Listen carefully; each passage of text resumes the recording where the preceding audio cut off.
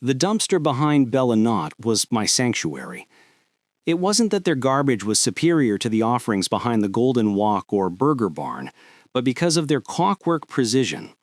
Every morning at 9:15 a.m. on the dot, the kitchen staff would toss out the previous day's bread, still nestled in warm, fragrant bags, often sealed in clean plastic that protected them from the worst of the bin's indignities. My name is Liam Walsh. I'm 44 years old, a licensed veterinarian with 16 years of clinical experience, and my life had been reduced to a meticulous, humiliating schedule dictated by the disposal habits of local restaurants. That particular October morning had begun with a rime of frost crystallized on my sleeping bag and a hunger so acute it made the world sway and pulse at the edges of my vision. The worn, threadbare coat I'd scavenged from a dumpster behind a thrift store 2 weeks prior was no longer a shield against the creeping cold. Winter was an approaching executioner, and I knew its schedule. I'd seen its work. Some of the faces I'd grown accustomed to in the shelters and under the bridges would be gone by the spring thaw. My fingers, numb and clumsy, had just closed around a promising treasure, a half-eaten tray of baked ziti, still in its aluminum takeout container, when I heard the footsteps. They were not the familiar sounds of my world, not the weary, shuffling gait of other lost souls, nor the bored, heavy-footed tread of night security, nor the aggressive, purpose-driven stomp of someone about to tell me to move along. These footsteps were clean, sharp, and deliberate. Expensive shoes on damp asphalt, a metronome of affluence in a symphony of decay. Liam Walsh. The voice was like the footsteps, precise, professional, and utterly out of place. Liam Joseph Walsh. I turned slowly, the ziti container still clutched in my raw hands. The man standing there looked as though he'd been beamed in from a different dimension. His suit was a deep charcoal gray, impeccably tailored from a fabric that probably cost more than my first car. A burgundy tie, knotted with geometric perfection, lay against a crisp white shirt. He held a leather briefcase that gleamed with a soft, well-oiled richness even in the flat, gray morning light. His hair was a distinguished silver, swept back from a high forehead, and his face was clean-shaven, revealing sharp, intelligent features. He smelled faintly of sandalwood and money. "Who's asking?" My voice was a gravelly rasp, unfamiliar even to me. 3 months on the streets will sand away the soft edges of your speech, your posture, the way you hold in others' gaze. "My name is Lawrence Croft. I'm an estate attorney with Croft, Sterling & Vance. We're based in New York." He reached into his inner jacket pocket, and I instinctively flinched, my body conditioned for threat. He paused, then slowly retrieved a photograph. "Is this you? Taken in 2019? The photo was a punch to the gut. It was me, standing proudly in front of the Walsh Family Animal Clinic in my crisp white lab coat, a smile that reached my eyes.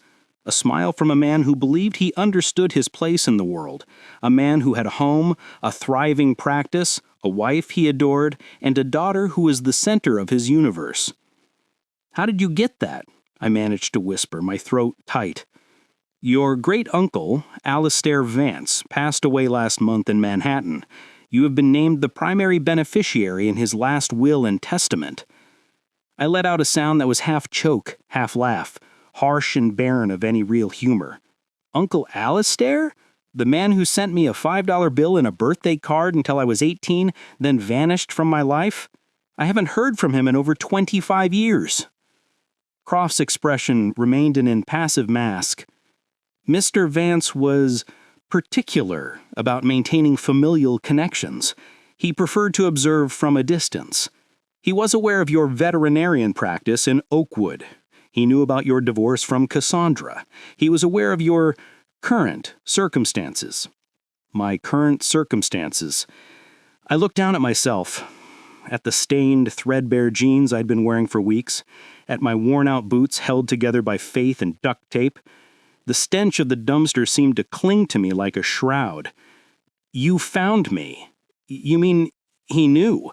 He knew I'd been living on the streets for the past 3 months?" "Yes. Croft said, and for the first time, a flicker of something, not quite pity, but perhaps a professional facsimile of it softened his tone. He knew everything, and he has left you the entirety of his estate. The ZD container slipped from my nerveless fingers, hitting the wet pavement with a sickening wet splat. His penthouse apartment on the Upper East Side, his 50-foot sailing yacht, the Wayfarer, moored in Newport, his diversified investment portfolio, his collection of post-impressionist art, his library of first-edition American literature. The total valuation, after liabilities, is approximately $58 million. My legs buckled. I grabbed the cold, greasy edge of the dumpster to keep from collapsing. The world narrowed to a tunnel, with Lawrence Croft's impassive face at the end of it. This is a scam, I breathed. Some kind of cruel con. What's the angle? Croft didn't flinch. He simply opened his gleaming briefcase and withdrew a sheaf of documents. The firm of Croft, Sterling & Vance has managed the Vance family assets for 35 years. Here is my card with my New York State Bar certification number. Here's a copy of the death certificate, and here's the first page of the last will and testament filed with the New York Surrogates Court. You are welcome to verify every detail. I stared at the papers, the heavy watermark stock, the official seals, the stark black print that spelled out a number, $58 million, that was so vast it was meaningless, a fantasy. 6 months ago, Cassandra had stood on the courthouse steps, the divorce finalized, a triumphant, cruel smile on her lips. "No woman will ever want a broken man, Liam," she'd said, sliding into the passenger seat of her new boyfriend, Julian's gleaming Porsche. "You're going to die alone and forgotten. It's what you deserve." "There has to be a mistake," I insisted, my voice trembling. "Alistair had other family. My cousin Preston, he's a hedge fund manager. My other cousin, Sebastian, is a leading cardiologist. They actually knew him. They visited him in New York. Why would he leave everything to me?" "There is one condition," Croft said. And there it was, the hook, the mechanism that would transform this miracle into another instrument of torture. However, I am not at liberty to discuss the specifics here. Mr. Vance left very explicit instructions. You must come to New York, to his penthouse, and view a private video recording he made for you. Only upon viewing the message will you learn what is required to claim the inheritance. "And if I don't?" I asked, the street's ingrained suspicion rising like a tide. "If I tell you to go to hell and stay right here?" "Then, in 72 hours, the entire estate will be transferred, irrevocably, to a contingent beneficiary. Someone you know quite well, actually." He paused, his cool gaze studying my reaction. "Your ex-wife, Cassandra Walsh." The alley seemed to tilt on its axis. The sound of distant traffic faded into a dull roar in my ears. I could feel the phantom chill of the frost from my sleeping bag deep in my bones, taste the metallic tang of desperation on my tongue. The image of Cassandra, the architect of my ruin, receiving that unimaginable wealth was a torment more exquisite than any I had yet endured. "Mr. Walsh," Croft said, glancing at his wristwatch, a sleek Patek Philippe that caught the weak light. "I have a car waiting. We can be at the regional airport in 20 minutes. A private jet is fueled and ready. We can be in Manhattan by 1 o'clock. You will have an opportunity to shower, change into clean clothes, and eat a proper meal. Whatever you decide regarding the inheritance, at the very least, grant yourself that much." I looked past him at the dumpster that had been my larder, at the stained alleyway that had been my bedroom, at the life that had become a slow-motion obituary. Somewhere, high above the streets of New York, there was a penthouse with my name on it, and $58 million waiting. All I had to do was discover what my dead, enigmatic uncle required in return. "Give me 10 minutes, I heard myself say. I need to tell someone I'm leaving." As I walked away to find Elijah, the grizzled Desert Storm veteran who had taken me under his wing and taught me the brutal rules of this new world, a cold certainty settled in my gut. This was no random act of posthumous generosity. Uncle Alistair, the phantom relative, had been a silent spectator to the entire tragedy of my life. He had watched me rise, and he had watched me fall, waiting for me to hit a specific, predetermined depth. He had been planning this for a very, very long time. Lawrence Croft was still standing by the dumpster when I returned, a monument of order amidst the chaos. He looked as alien in that alley as a diamond in a coal mine. But he was real. The papers were real. And somewhere in a skyscraper in New York, my deceased uncle had left me either a golden lifeline or the final, most devastating punchline of all. Either way, it was a fate more compelling than slowly erasing myself, one discarded meal at a time, while my ex-wife told anyone who would listen that I was already dead. To understand the sheer vertigo of that moment, you have to understand the man I had been. 18 months ago, my life was one of quiet, profound satisfaction. The Walsh family animal clinic, located in a converted 2-story Victorian house on Sycamore Street in Oakwood, Ohio, was my pride and joy. It wasn't a sprawling corporate practice, but it was mine. I knew every creak in the floorboards, had personally installed the surgical lighting, and had painted the walls a soothing shade of sage green because I'd read it promoted calm in anxious pets. My wife Cassandra and I met in my early days of practice. She'd burst into the clinic one rainy evening carrying her roommate's desperately ill Persian cat. I was young, nervous, and deeply impressed by her fierce, dark-eyed beauty. She was vibrant, ambitious, and found my dedication to helpless creatures endearing. We married a year later, and for a long time it was good. Our daughter Chloe was born, and for a while our little world felt perfect. The cracks began subtly. Cassandra worked in marketing, and her world was one of relentless upward mobility, of luxury brands and aspirational lifestyles. My world was one of spaying, neutering, healing, and sometimes comforting people as they said goodbye to a beloved family member. "Why can't you be more driven, Liam?" she started asking about 5 years into our marriage. "Look at Isabel's husband, Mark. He just made senior VP. They're building a summer house on Lake Erie." Isabel was Cassandra's university friend, and her life became the yardstick by which mine was constantly measured. Mark drove a German luxury sedan. Mark had invested in a tech startup that had just gone public. Mark and Isabel were spending Christmas in Gstaad.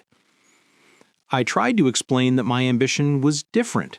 It wasn't horizontal, spanning the globe, but vertical, sinking deep roots into our community. "I saved the Hendersons' border collie from parvovirus last week," I'd tell her. The little girl cried with happiness. "That has to count for something, doesn't it?" "It doesn't pay for private school for Chloe," she'd retort, her voice laced with a disappointment that slowly curdled into contempt.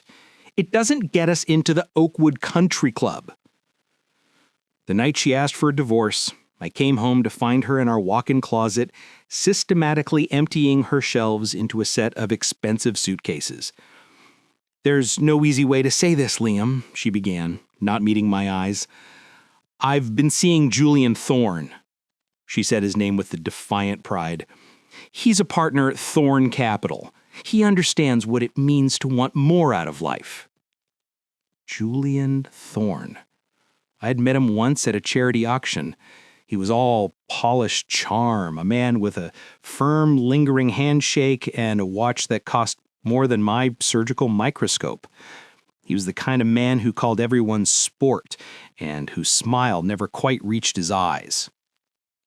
The divorce was a calculated demolition.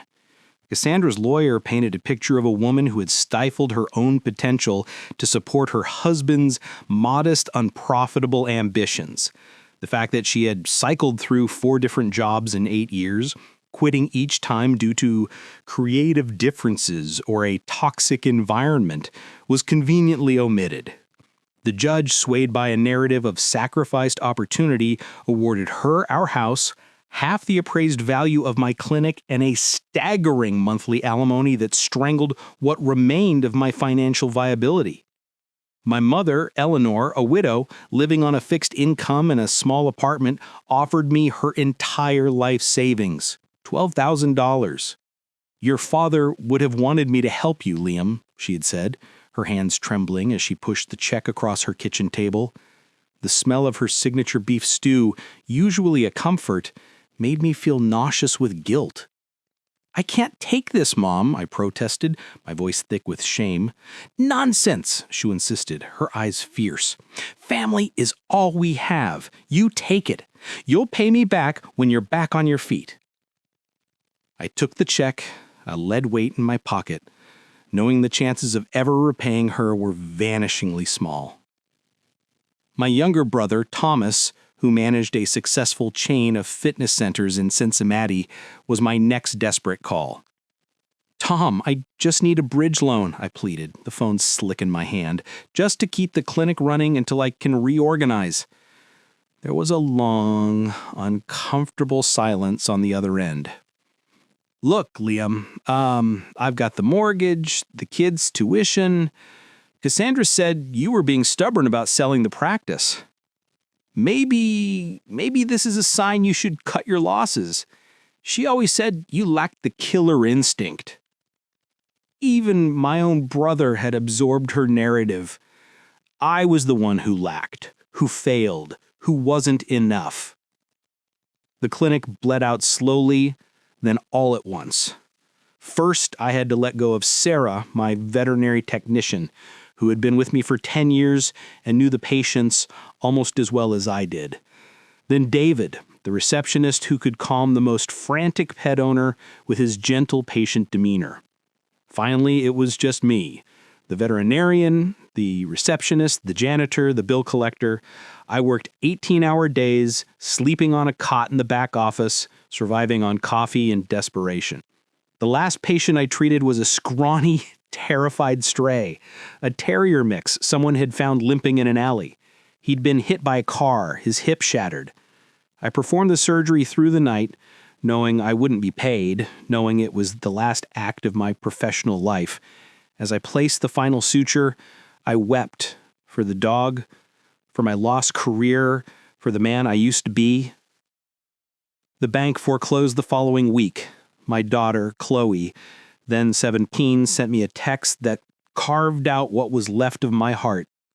"Mom says you loved your stupid animals more than you loved us. She says you could have been a real doctor, but you weren't smart enough." Within a month, I was living in my aging pickup truck. When the bank repossessed that, I was left with a backpack, a sleeping bag, and the crushing weight of my failure. The first night, truly on the streets, I walked until the sun rose, too terrified to close my eyes, too hollowed out to even cry. By the third month, I was a veteran of a war I'd never enlisted to fight. I knew the dumpster by Bellanace was reliable. I knew the overpass by the river was relatively dry and offered some shelter from the wind. I knew which shelters had bed bugs and which churches served a hot meal on Tuesdays without a sermon. I learned to be invisible, to move like a ghost through a world that had no use for me.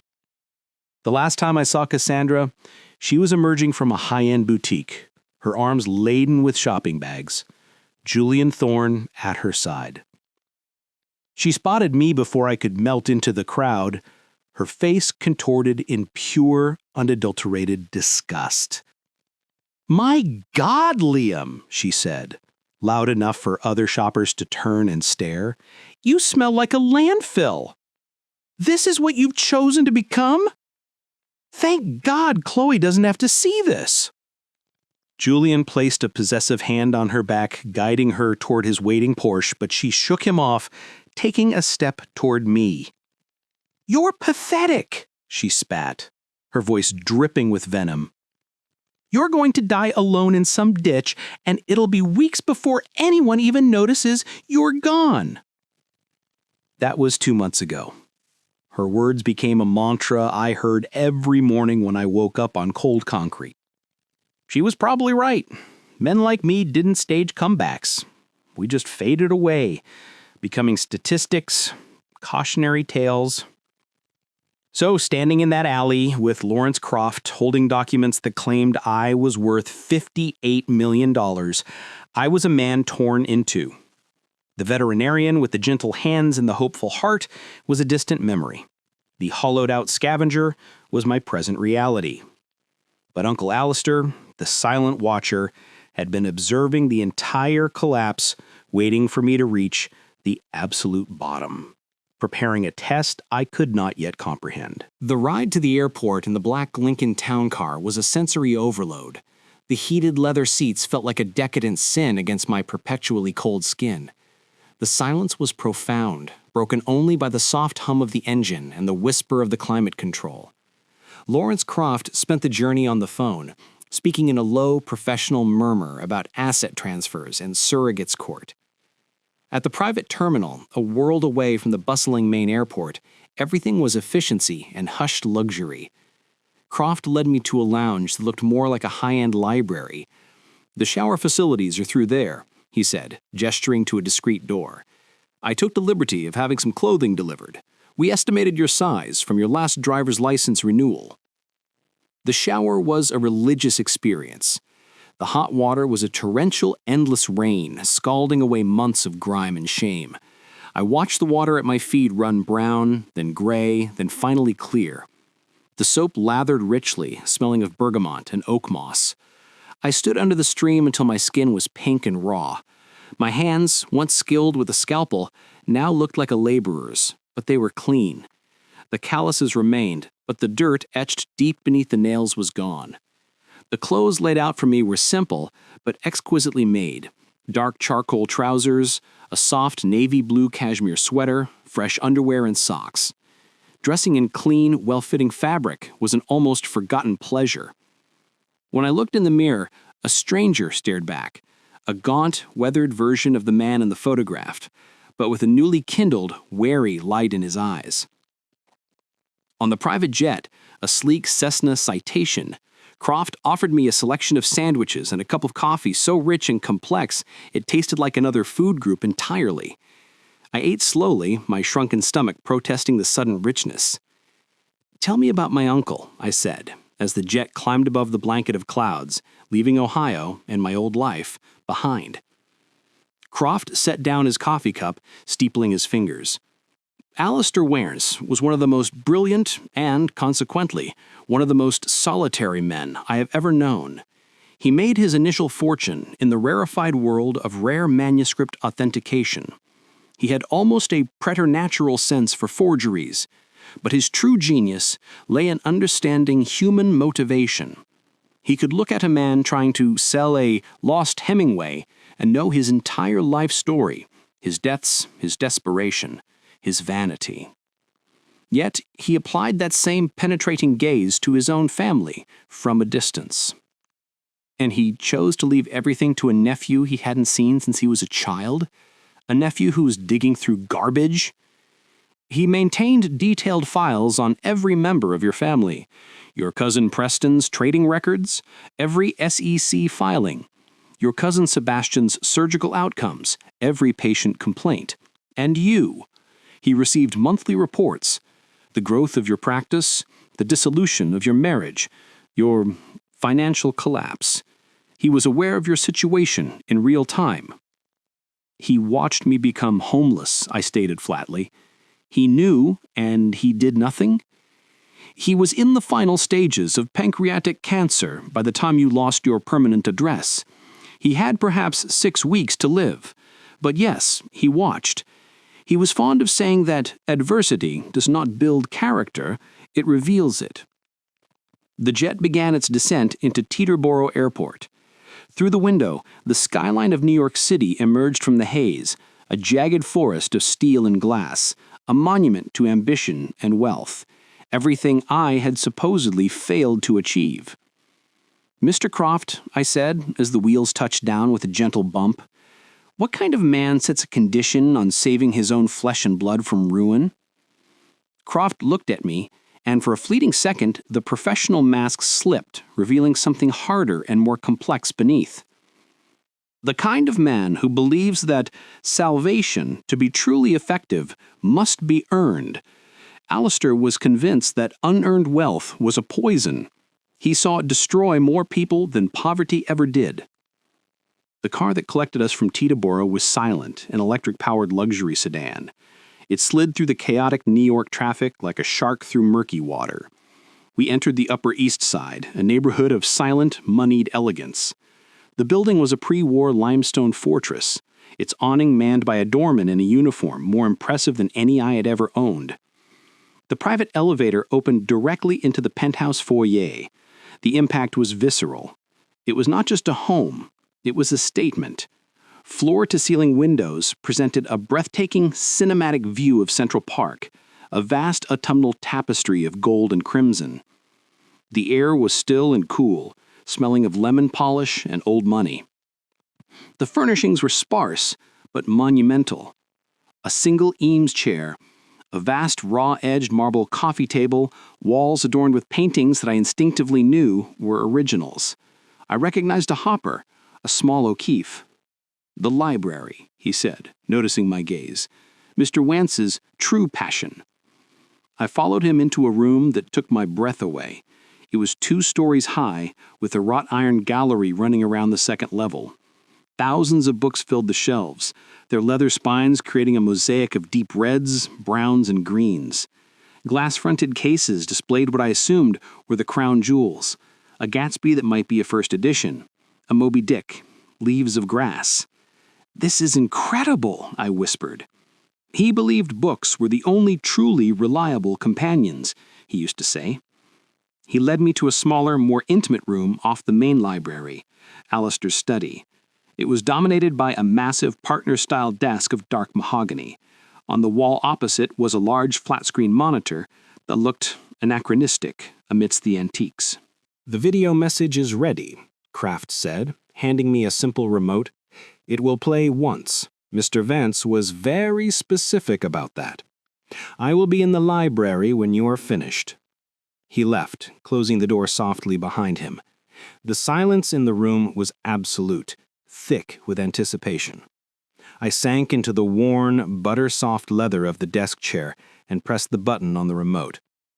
The screen flickered to life, and there he was, Alistair Vance. He was far more gaunt than in my childhood memories, his skin stretched tight over prominent cheekbones, his body seeming to drown in a simple black sweater. But his eyes, a piercing ice blue, were alive with fierce intelligence. "Hello, Liam," he began, his voice a dry, rasping baritone, yet resonant with authority.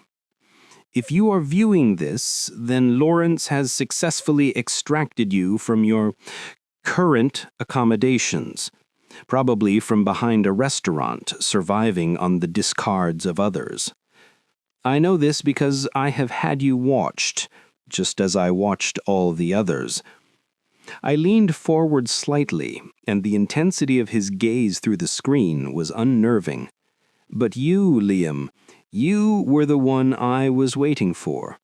The others, Preston with his avarice, Sebastian with his arrogance, your brother Thomas with his willful blindness, they were predictable. Their characters were set in plaster long ago. Yours was carved from rougher stone. It had potential." He took a slow, measured breath. "The condition for your inheritance is this. You have 5 years. In that time, you must facilitate the permanent escape from homelessness for 100 human beings. Not through handouts, not through temporary shelters. Real, documented, sustainable assistance. Housing, employment, mental health and addiction treatment, medical care, whatever the individual case requires. Lawrence will administer a blind trust to fund this endeavor and will verify each successful case. You will have full access to the fortune to achieve this goal. But if you fail to meet the quota, or if you refuse the terms, the entire estate, every painting, every book, every dollar will be transferred immediately and irrevocably to your ex-wife, Cassandra." I felt a cold knot tighten in my stomach. 100 people? The scale of it was staggering. I thought of Elijah, of Mrs. Gable, the elderly woman who cried when I shared my found sandwich, of all the nameless, faceless souls huddled in doorways. "You're wondering why," Alistair's voice pulled me back. Why this condition? Why you? Let me tell you a story no one in our family knows. In the winter of 1968, I returned from my service a broken man, not in body, but in spirit. I was adrift, haunted, unable to face the world I had left behind. I told no one I was home.